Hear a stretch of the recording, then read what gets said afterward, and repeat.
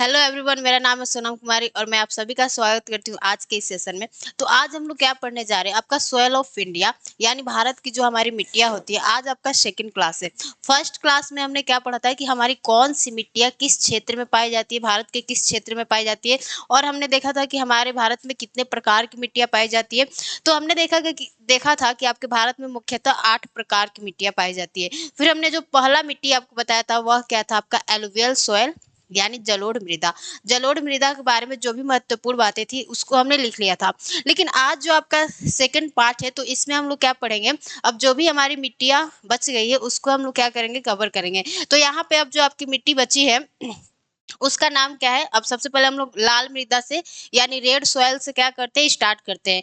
और उसके बारे में क्या करेंगे, जो भी आपकी महत्वपूर्ण बातें होती है जो हमारे एग्जाम में पूछे गए हैं और वहां से पूछने की संभावना है उसे क्या करेंगे, हम लोग लिखेंगे। तो यहाँ पे आप लोग हेडिंग डालेंगे रेड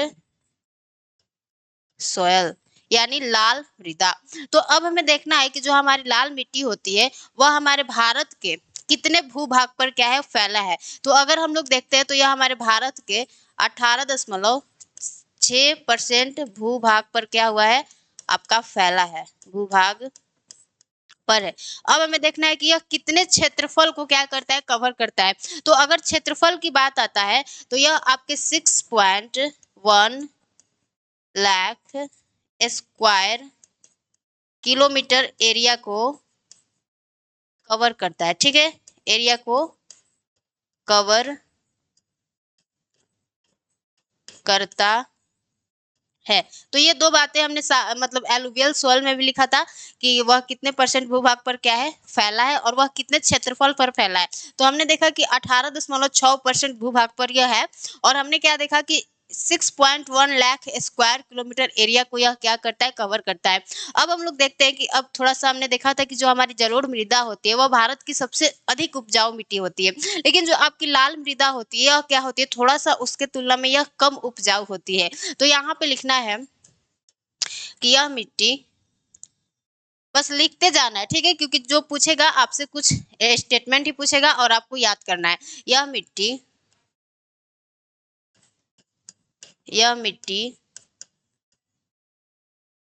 कम उपजाऊ मिट्टी होती है, कम उपजाऊ मिट्टी होती है। ठीक है, यह मिट्टी क्या होती है, आपकी कम उपजाऊ होती है। फिर इसके बारे में क्या लिखना है कि इसका लाल रंग किस कारण होता है। तो लाल रंग यहाँ पे लिखना है, लाल रंग, लाल रंग तो किसके कारण होता है, तो हमारे फेरिक ऑक्साइड के कारण होता है। आपसे एग्जाम में क्वेश्चन पूछा गया है कि जो हमारी रेड सॉइल होता है उसका जो कलर रेड होता है वह किस कारण होता है। तो किस कारण होता है, तो हमारे फेरिक ऑक्साइड के कारण। तो यहाँ पे लिख लीजिए फेरिक ऑक्साइड की उपस्थिति के कारण उपस्थिति के कारण लाल रंग होता है, लाल रंग होता है। ठीक है, ये बात आपको पता चल गया। सबसे पहले हमने क्या कहा कि रेड सॉइल हमारे कितने भूभाग पर फैला है, तो 18.6% यानी भूभाग पर है। फिर कितने क्षेत्रफल पर, तो आपके 6.1 लाख स्क्वायर किलोमीटर एरिया को कवर करता है। फिर हमने क्या बताया कि यह मिट्टी आपके जलोढ़ मृदा के तुलना में क्या होती है, थोड़ा सा कम उपजाऊ होती है। फिर हमने क्या कहा कि इसका जो रेड कलर होता है वह किस कारण होता है, तो वह आपके फेरिक ऑक्साइड के कारण होता है। आपसे कोई पूछेगा नहीं, आपके एग्जाम में पूछा गया है यूपीएससी एग्जाम में कि जो हमारा लाल रंग होता है उसका रंग लाल क्यों होता है, यानी मिट्टी का रंग रंग लाल क्यों होता है, तो वह क्यों होता है, आपके फेरिक ऑक्साइड की उपस्थिति के कारण। अब हम लोग क्या देखते हैं कि जो हमारा रेड सॉइल होता है उसमें क्या चीजें ज्यादा पाई जाती है और क्या चीजें कम पाया जाता है। यानी अगर हम लोग यहाँ पे लिखते हैं कि रिच इन, तो इसमें क्या चीजें अधिक पाई जाती है, तो आपका पोटास पाया जाता है। यानी यहाँ पे लिखेंगे हमारा पोटास इसमें अधिक मात्रा में पाया जाता है। और क्या पाया जाता है, लाइम पाया जाता है, यानी चूना पाया जाता है। यहाँ पे आपको लिखना है लाइम एंड एल्यूमिनियम, एल्यूमिनियम नियम। ये 3 ऐसे चीजें जो कि हमारे क्या होते हैं, आपके रेड सॉइल में क्या होते हैं, सर्वाधिक मात्रा में पाए जाते हैं। तो ये बात आपको पता चल गया। अब हम लोग देख लेते हैं कि इसमें किस चीज की कमी पाई जाती है। तो यानी यहाँ पे आप क्या लिखेंगे, poor in, poor poor in. तो इसमें क्या चीज की कमी पाई जाती है, तो आपके नाइट्रोजन, फास्फोरस, और क्या चीज की कमी पाई जाती है, तो आपके ऑर्गेनिक मैटर यानी जैव पदार्थ। तो यहाँ पे लिखेंगे nitrogen, nitrogen, phosphorus, phosphorus and organic matter की क्या होती है, कमी पाई जाती है। एंड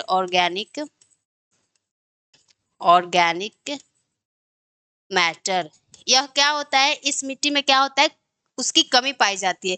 तो हमने देखा। अब इसमें हम लोग क्या देख लेते हैं कि इसमें कौन सी मुख्य फसलें उगाई जाती है, यानी मेजर क्रॉप्स। तो यहाँ पे लिखेंगे आप क्या, मेजर क्रॉप्स। देखिए, मेजर क्रॉप्स यानी मुख्य फसलें क्या क्या इसमें उगाई जाती है, उसका नाम लिख लेते हैं। तो सबसे पहले इसमें क्या उगाया जाता है, देखिए इसमें आपका उगाया जाता है, कौन सा कलर ले, चलो ये, इसमें गेहूं उगाया जाता है यानी वीट। और क्या उगाया जाता है, आपका ज्वार, ज्वार यानी ज्वार इसको बोलते हैं। और क्या उगाया जाता है, तो बाजरा, बाजरा। और हमारे आलू की इसमें खेती होती है, आलू। और क्या होता है, आपका दलहन होता है यानी दलहन। और क्या इसमें होता है, तिलहन। ठीक है, तिलहन। ये क्या हो जाती है, हमारी मुख्य फसलें हो जाती है, जो कि इस मिट्टी में क्या होती है, उगाई जाती है। अब हम लोग क्या देखते हैं कि यह किस क्षेत्र में पाया जाता है, यानी उन राज्यों का नाम लिख लेते हैं जिस क्षेत्र में आपकी रेड सॉइल जो पाई जाती है। तो अगर हम लोग क्या करते हैं अपने स्टेट का नाम लिख लेते हैं, तो देखिए महाराष्ट्र आ जाएगा, महाराष्ट्र, महाराष्ट्र। फिर क्या आ जाएगा हमारा, कर्नाटका आ जाएगा, कर्नाटका। और क्या आ जाएगा हमारा, आंध्र प्रदेश आ जाएगा। महाराष्ट्र, कर्नाटका और आंध्र प्रदेश, आंध्र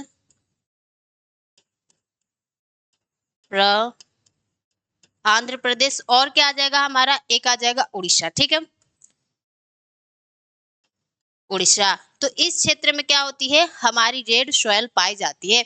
अब लाल मिट्टी के बारे में इतना जो जानकारी हो गया बहुत ज्यादा है, इसी को आपको याद रखना है और यही से आपके एग्जाम में क्वेश्चन भी पूछा जाएगा। तो हमारा रेड सॉइल हो गया। अब हम लोग किस पे आते हैं, अपने लैटेराइट सॉइल पे, यानी लैटेराइट मृदा का विकास किस क्षेत्र में होता है और उसकी कुछ विशेषता को जानेंगे। तो यहाँ पे आप लोग लिखेंगे लैटेराइट सॉइल,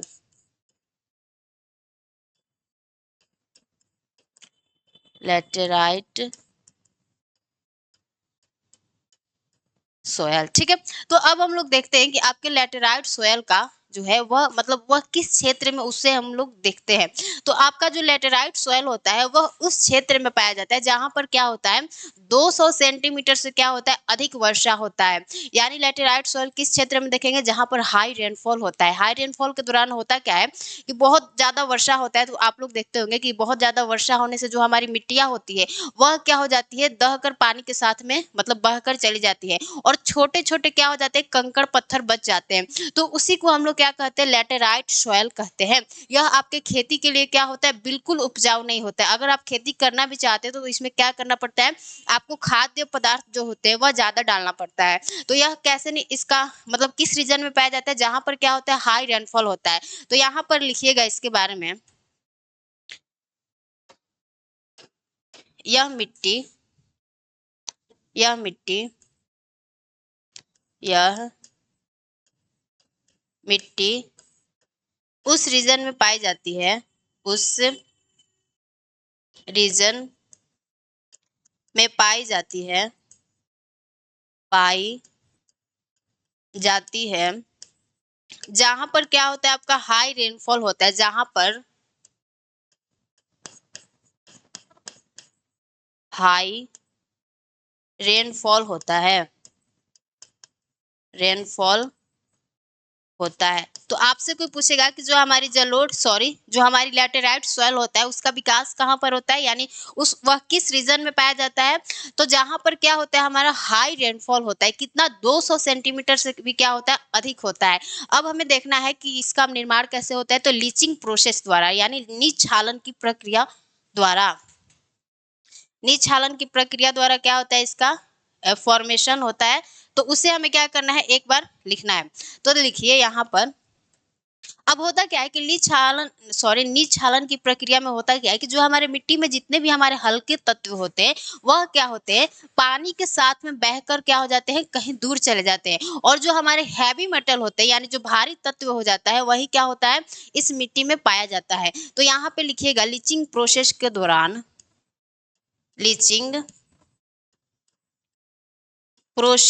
दौरान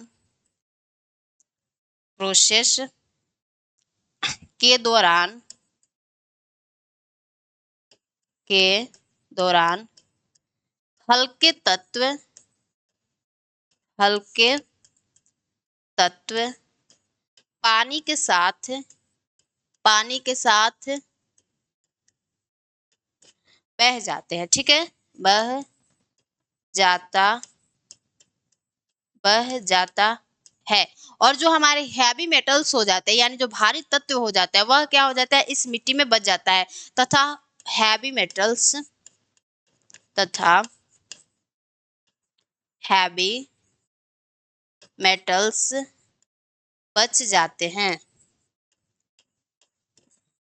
बच जाते हैं। तो अब आपसे कोई पूछेगा कि हमारे लैटेराइट सॉइल का फॉर्मेशन कैसे होता है, तो आपके लीचिंग प्रोसेस द्वारा। लीचिंग प्रोसेस में होता क्या है कि वर्षा अधिक होता है। अधिक वर्षा के कारण जो हमारी मिट्टियां होती है, वह बहकर बहुत ज्यादा दूर चली जाती है, जिस कारण क्या होता है कि जो हमारी मिट्टी में हल्के तत्व होते हैं, वह पानी के साथ बह जाते हैं। और जो भारी तत्व हो जाता है, यानी जो हमारे हेवी मेटल्स हो जाते हैं, वह इस क्या होते हैं, लैटेराइट सॉइल में क्या होते हैं, पाए जाते हैं। तो अब इसमें लिखना है कि यह किस चीज में क्या होता है, आपका रिच होता है। तो रिच इन तो जब हैवी मेटल इसमें बच जाएगा, तो यह किस चीज में अधिक, मतलब इसमें क्या चीज इसमें अधिक पाया जाएगा, तो आपका लौह ऑक्साइड लौह ऑक्साइड एंड क्या पाया जाएगा, पोटास। एंड आपका पोटास इसमें क्या होगा,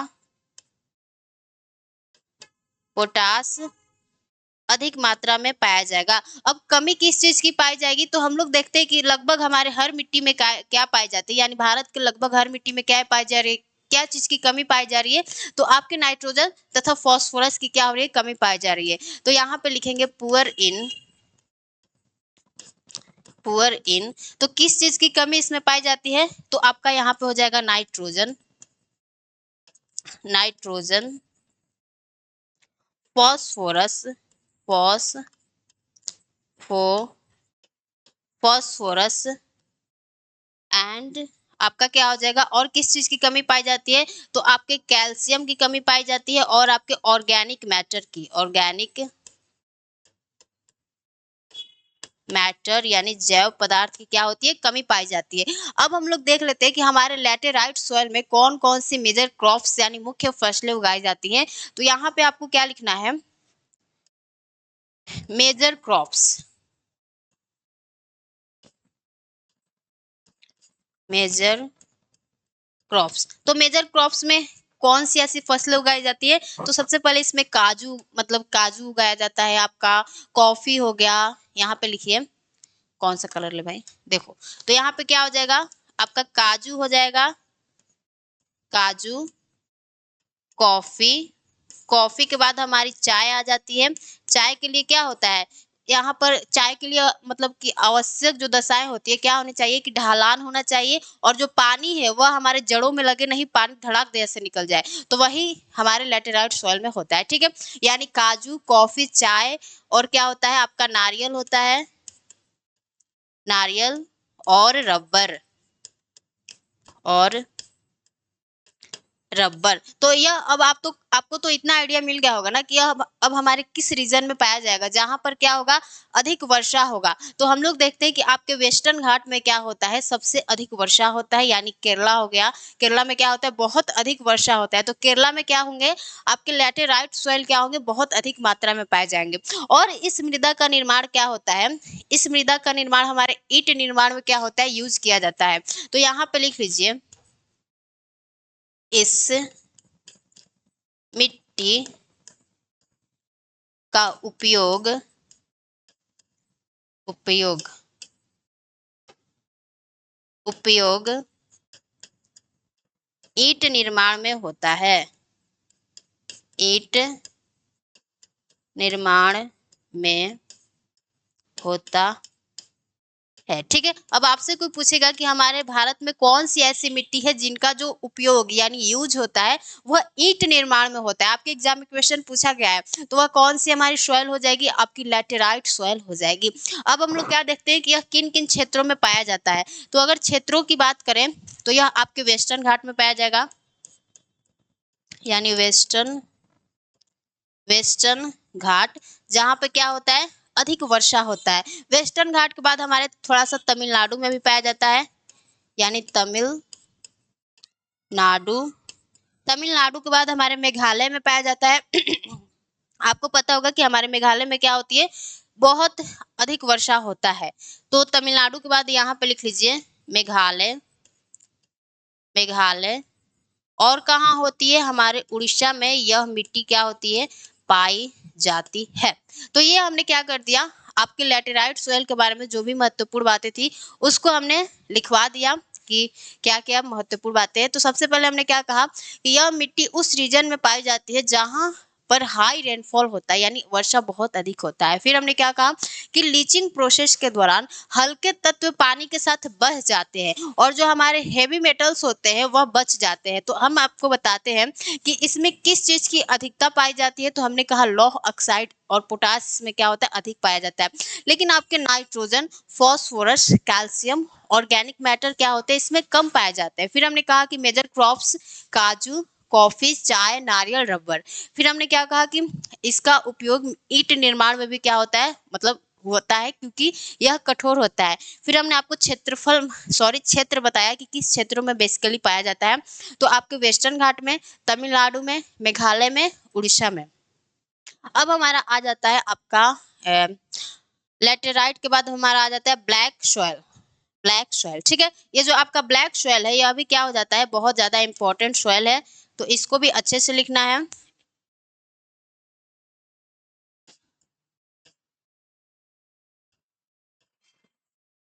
ब्लैक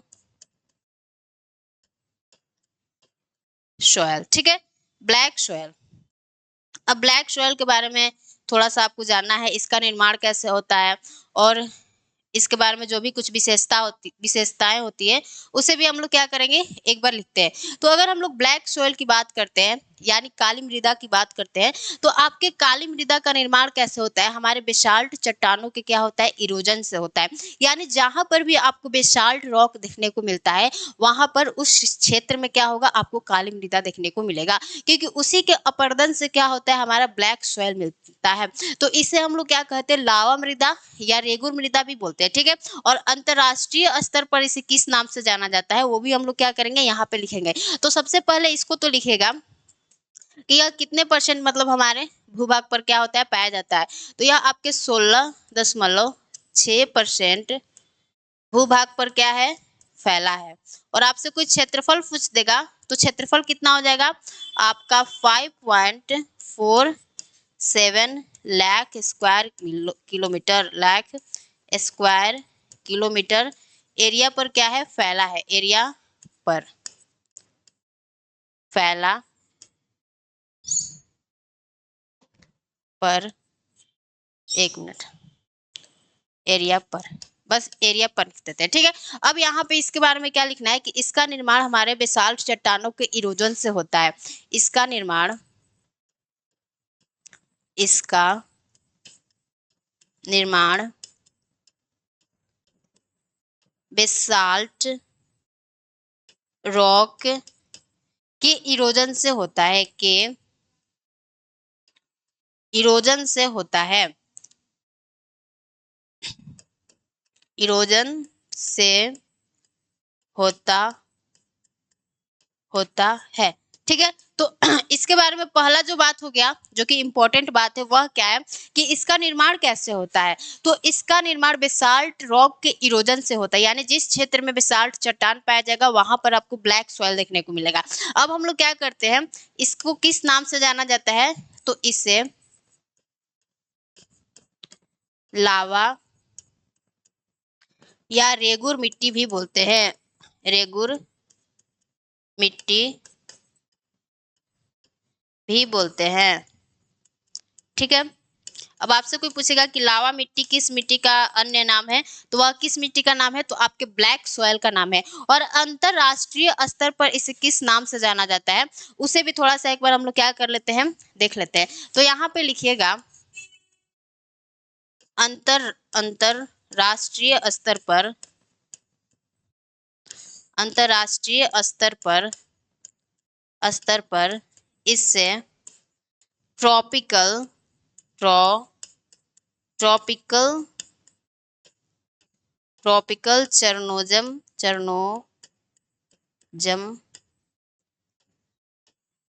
मिट्टी कहते हैं, मिट्टी कहते हैं। ठीक है, तो आपसे कोई पूछेगा कि अंतरराष्ट्रीय स्तर पर ब्लैक सॉइल को किस नाम से जाना जाता है, तो ट्रॉपिकल चरनोजियम सॉइल। ठीक है, यानी अंतरराष्ट्रीय स्तर पर इसका नाम क्या हो गया आपका, ट्रॉपिकल चरनोजम सॉइल। ये हो गया इसके कुछ अन्य नाम। अब हमें देखना है कि यह मिट्टी किस फसल के लिए क्या होती है, ज्यादा अधिक मतलब उपजाऊ होती है, वो तो बाद में लिखेंगे। लेकिन आपको इसमें क्या लिखना है कि यह जो मिट्टी होती है, इस मिट्टी का जो जल ग्रहण क्षमता है वह क्या होता है, सबसे अधिक होता है। अगर आपसे कोई पूछेगा कि हमारे भारत में ऐसी कौन सी मिट्टी है जिसका जल ग्रहण क्षमता सारे मिट्टियों से क्या होता है, अधिक होता है, तो वह आपकी हो जाएगी ब्लैक सॉइल। तो यहाँ पे लिखना है, इस मिट्टी का इस मिट्टी का जल ग्रहण क्षमता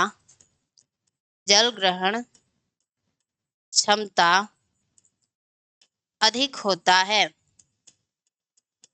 अधिक होता है। अब जब इसका जल ग्रहण क्षमता अधिक होता है तो कुछ ना कुछ तो इसका फायदा होता होगा। तो होता क्या है कि जब हमारी काली मिट्टी ज्यादा जल को क्या कर लेती है, अपने अंदर समाहित कर लेती है, यानी सोख लेती है, तो वह फूल जाती है। यानी मान लीजिए ये क्या होगी हमारी, मान लीजिए ये काली मिट्टी हो गई, तो जब यह क्या हो गई, ज्यादा जल को इसने ग्रहण कर लिया, तो यह थोड़ा सा इसका जो आकार है, यानी इसका एक्सपेंशन हो गया। लेकिन फिर क्या होता है कि जब यह जल को क्या करती है, जल इसके अंदर से सूख जाता है, तो इसका क्या हो जाता है, कॉन्ट्रैक्शन हो जाता है, यानी थोड़ा सा यह संकुचित हो जाती है।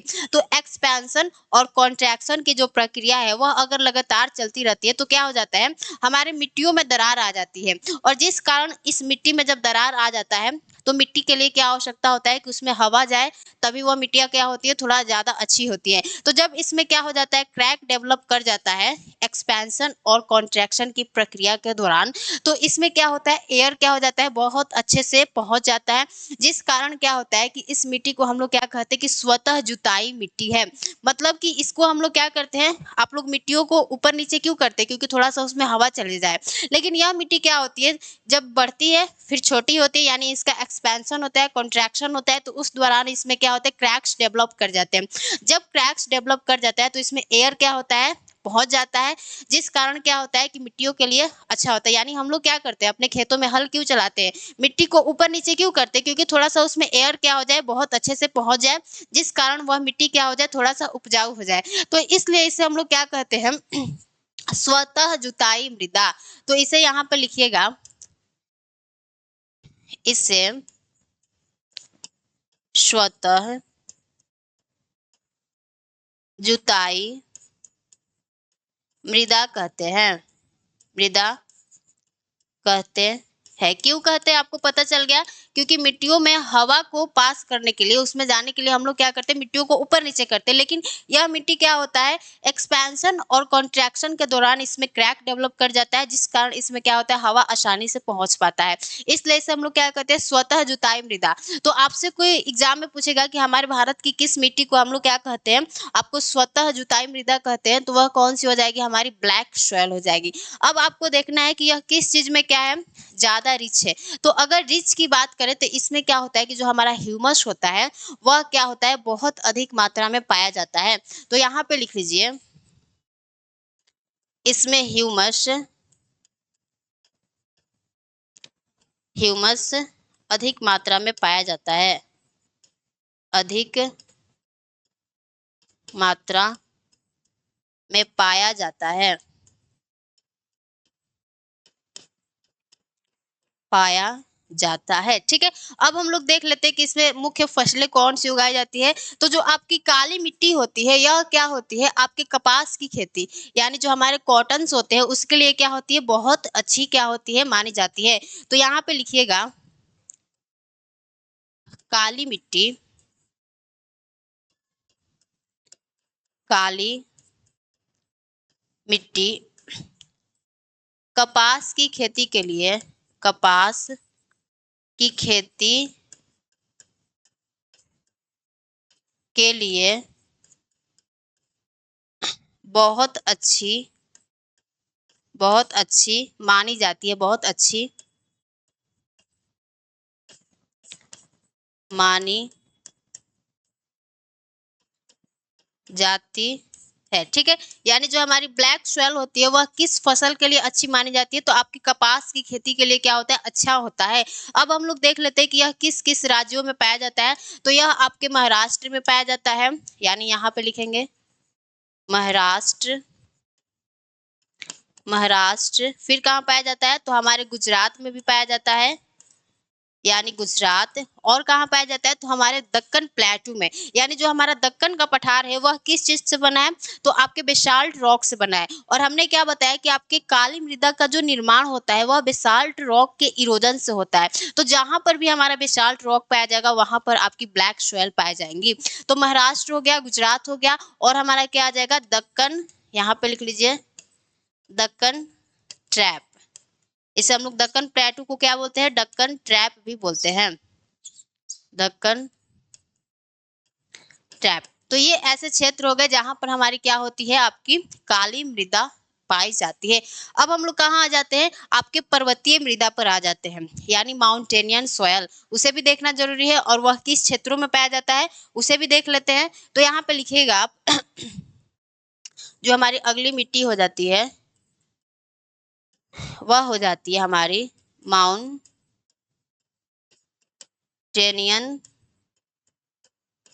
सॉयल, यानी पर्वतीय मृदा। तो आप सबको पता होगा, इतना तो बुद्धि लगा ही सकते हैं कि पर्वतीय मृदा कहाँ पाई जाएंगी, जहां पर पर्वत होंगे। तो यहाँ पे लिखिएगा कि पर्वतीय मृदा वहां पाई जाती है जहां पर क्या होते हैं, पर्वत होते हैं। तो पर्वतीय मृदा,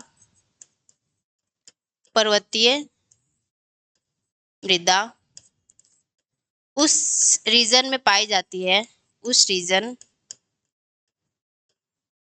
में पाई जाती है, पाई जाती है जहां पर, जहां पर पर्वत होते हैं, पर्वत होते हैं। अब आपके पर्वतीय मृदा की विशेषता क्या होती है, कि जैसे जैसे होता क्या है कि पर्वतों पर हम लोग जैसे जैसे ऊंचाई के साथ ऊपर जाते हैं तो आपका क्या होता है कि टेम्परेचर घटता जाता है। यानी हम लोग क्या होते हैं कि ये मान लीजिए हमारा क्या हो गया, आपका थोड़ा सा समझा रहे हैं, ये हमारा माउंटेन हो गया। ठीक है, तो जैसे जैसे हम लोग क्या होते हैं, आपके पर्वतों पर ऊपर की ओर जाते हैं, तो जैसे ऊपर जाते हैं तो जो आपका टेम्परेचर होता है वह ऊंचाई के साथ क्या होता है, डिक्रीज होते जाता है, यानी घटते जाता है।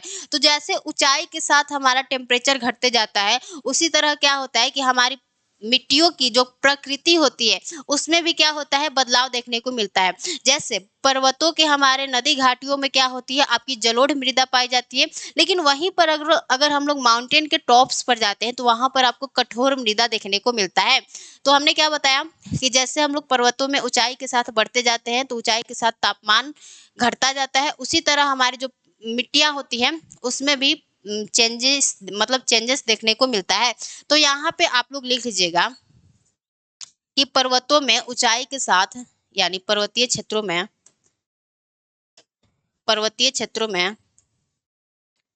पर्वतीय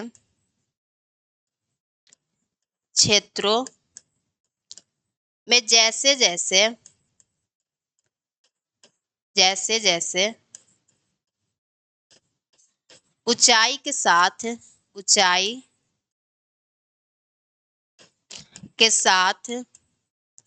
तापमान घटता जाता है, तापमान तापमान घटता जाता है, घटता जाता है, वैसे ही मिट्टियों में भी प्राकृतिक बदलाव देखने को मिलता है, वैसे ही मिट्टियों में भी बदलाव देखने को मिलता है, वैसे ही मिट्टियों में भी प्राकृतिक रूप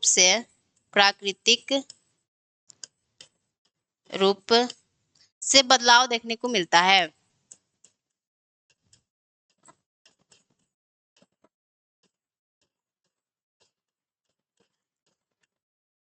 देखने को मिलता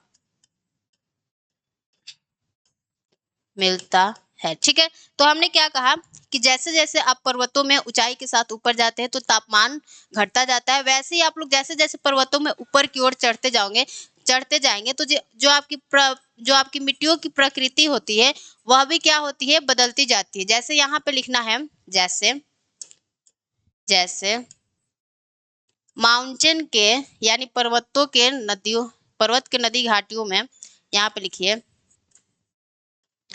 पर्वत के नदी घाटियों में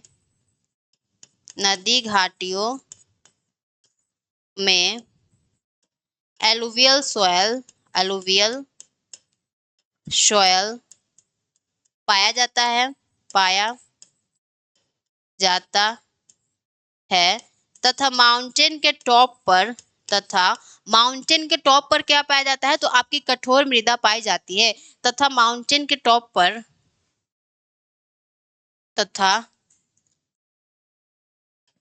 माउंटेन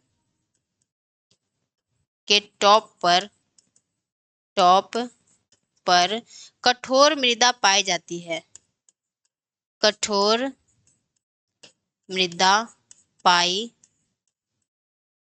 जाती है। ठीक है, तो हमने क्या कहा कि पर्वतों के नदी घाटियों में कैसी मिट्टियां पाई जाती है, तो आपकी जलोढ़ मृदा पाई जाती है। जैसा कि हमने आपको बताया था कि जो हमारी एलुवियल सॉइल होती है वह कैसी मृदा होती है, तो नदियों द्वारा लाई गई मिट्टियां होती है। तो जहां पर पहाड़ होगा वहां पे नदी होंगी, तो नदियां क्या करेंगी, अपने साथ में चट्टानों को काटेंगी और एक एलुवियल सॉइल का फॉर्मेशन करती है। तो उसी तरह हमारे पर्वत के नदी घाटियों में तो आपको जलोढ़ मृदा देखने को मिलता है, लेकिन जैसे हम लोग माउंटेन के टॉप पर जाते हैं तो वहां पर क्या देखने को मिलता है, आपको कठोर मृदा पाई जाती है। ये बात आपको समझ में आ गया। अब हम लोग देख लेते हैं कि इसमें हमारी जो मुख्य फसलें होती हैं वह कौन कौन सी उगाई जाती है। तो यहाँ पे लिख लीजिएगा मेजर क्रॉप्स।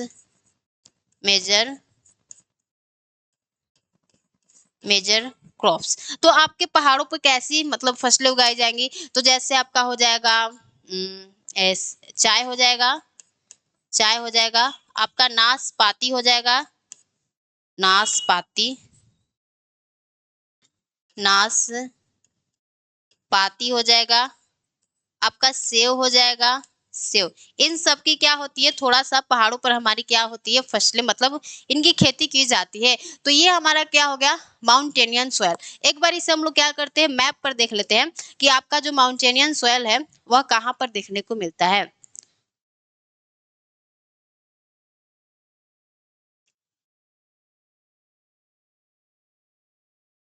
हमने तो आपको बता दिया ना कि जहाँ पे माउंटेन होगा वहां पर आपको क्या देखने को मिलेगा, माउंटेनियन सोयल देखने को मिलेगा। तो एक बार हम आपको थोड़ा सा मैप पर भी बता दे रहे ताकि आपको डाउट न रहे। ये हमारा मैप हो गया। जितने मैप की जरूरत है उतना ही हम लोग क्या करेंगे, मैप ड्रॉ करेंगे। तो हमने क्या कहा कि आपका माउंटेनियन सोयल कहाँ कहाँ पाया जाता है, उसे हम लोग क्या करते हैं, देखते हैं। तो यहाँ से आपको एक लाइन ड्रॉ करना है और हमारे यहाँ तक क्या पाया जाता है, आपका माउंटेनियन सोयल पाया जाता है। यानी इससे हम लोग क्या कहेंगे,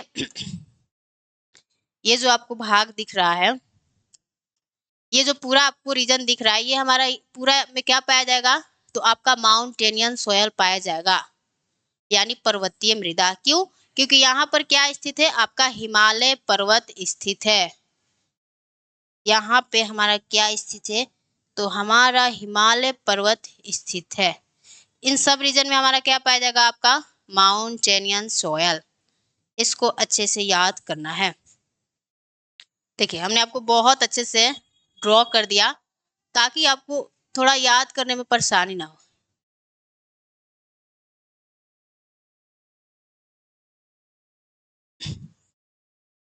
आपका उत्तराखंड हो गया, हिमाचल प्रदेश हो गया, जम्मू कश्मीर हो गया, लद्दाख हो गया, और हमारा सिक्किम हो गया, अरुणाचल प्रदेश हो गया। इन सभी में हमारी क्या पाई जाएंगी, तो आपकी पर्वतीय मृदा पाई जाएंगी। यानी थोड़ा सा मैप जो है वह हमारा दिख नहीं रहा है, तो इसको हम लोग क्या कर लेते हैं, फिर से ऐसे ड्रॉ कर लेते हैं। ये हो जाती है आपकी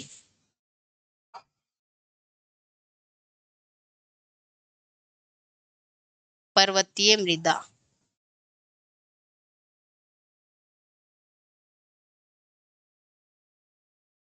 ठीक है, तो इस रीजन में हमारी क्या पाई जाएंगी, आपकी पर्वतीय मृदा पाई जाएंगी। यहाँ पे एक और लाइन ड्रॉ करना है यहाँ से। तो अब पता चल गया कि मैम हमारा जो माउंटेनियन सॉइल है कहाँ पाया जाएगा, तो हमारे इंडिया के लगभग नॉर्थ के सभी राज्यों में क्या पाया जाता है, तो आपका माउंटेनियन सॉइल पाया जाता है। ये हो गया आपका माउंटेनियन सॉइल, यहाँ पे लिख लीजिए। इससे हम लोग क्या कहते हैं, माउंटेनियन सॉइल। अब हमारा एक और मृदा बच गया जो कि हमारा क्या, पीटी सॉइल यानी दलदली मृदा। और जो बचा है वो आपको बेसिक्स मतलब उसमें थोड़ा सा हम आपको बता देंगे, फिर आपको समझ में आ जाएगा। तो यहाँ पे आपको क्या लिखना है, पीटी पीटी सॉइल यानी दलदली मृदा। इसे हिंदी में क्या कहेंगे, दलदली मृदा, दलदली मृदा। तो सबसे पहले तो हम लोग को क्या देखना है कि आपका जो दलदली मृदा होता है यानी जो आपके पीटी सॉइल होते हैं उनका विकास कहाँ पे होता है, तो यह उस रीजन में पाया जाता है जहां पर अधिक वर्षा होती है और वहां पे जो पेड़ पौधे होते हैं उनके सड़ने गड़ने से क्या होता है, इस मिट्टी का विकास होता है। तो यह मिट्टी, देखिए यहाँ पे लिखना है, यह मिट्टी, यहाँ पे लिखिए यह मिट्टी अधिक वर्षा, अधिक वर्षा तथा पेड़ों के तथा वनस्पतियों लिख लीजिए, ठीक है, अच्छा रहेगा। वनस्पतियों वनस्पतियों के सड़ने गलने से बनता है, के सड़ने सड़ने गलने से बनता है, गलने, एक मिनट, सड़ने गलने से बनता है, गलने से बनता है। अब आपको दो ऐसे स्टेट बताना है। अब थोड़ा सा आपको कॉमन सेंस लगाना है कि कहाँ पर हमारे भारत में अधिक वर्षा होती है, और जहां पर अधिक वर्षा होगी वहां पर तो डेफिनेटली क्या पाए जाएंगे, घने जंगल पाए जाएंगे। तो आपका क्या हो जाएगा, केरला हो जाएगा, और क्या हो जाएगा, हमारा उत्तराखंड हो गया। ये दो ऐसे राज्य है जहां पर क्या होता है, बहुत अधिक वर्षा भी होता है और वहां पर बहुत घने जंगल भी पाए जाते हैं। तो यह मुख्यतः किन दो राज्यों में पाया जाता है, तो आपके केरला और उत्तराखंड में। अब हम लोग देख लेते हैं कि इसमें किस चीज की अधिकता पाई जाती है। तो यहाँ पर लिख लीजिए, इसमें ह्यूमस ह्यूमस अधिक मात्रा में पाया जाता है, अधिक मात्रा में पाया जाता है, पाया जाता है। अब यहाँ पे लिख लीजिए कि यह मुख्यतः 2 राज्यों में क्या होती है, पाई जाती है। यह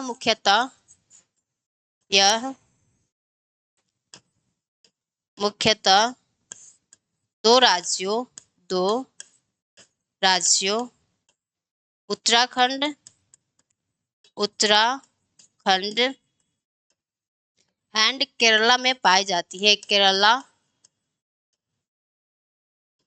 में पाई जाती है। पाई जाती है। तो ये हमारा क्या हो गया, आपका मिट्टियां जो कि थी भारत की हमारी लगभग समाप्त हो गई। अब आपको एक और मिट्टी है, कौन है, मरुस्थलीय मृदा। तो मरुस्थलीय मृदा कहाँ होगा, जहां पर जो टेम्परेचर है वह हाई होगा, लेकिन जो हमारा रेनफॉल है यानी जो हमारा वर्षा है वह क्या होगा, कम होगा। तो उस क्षेत्र में हम लोग क्या देखते हैं, मरुस्थलीय मृदा। जैसे आपका राजस्थान हो गया, गुजरात का कुछ भाग हो गया, यहाँ पर हम लोग क्या देखते हैं, आपका डेजर्ट सॉयल। तो वह हमारा क्या हो गया, आपको ऐसे थोड़ा सा कवर करना है। अब हमने जो आपको मिट्टियां पढ़ाई है उसका हम लोग क्या कर लेते हैं, एक बार रिवीजन कर लेते हैं, फिर आपका क्लास खत्म हो जाएगा, ठीक है। तो सबसे पहले हमने आपको रेड सॉयल पढ़ाया यानी लाल मृदा पढ़ाया। तो हमने बताया कि जो हमारा रेड सॉयल है वह कितने भूभाग पर फैला है, तो आपके 18.6% भूभाग पर फैला है और 6.1 लाख स्क्वायर किलोमीटर एरिया को कवर करता है यानी क्षेत्रफल को, ठीक है।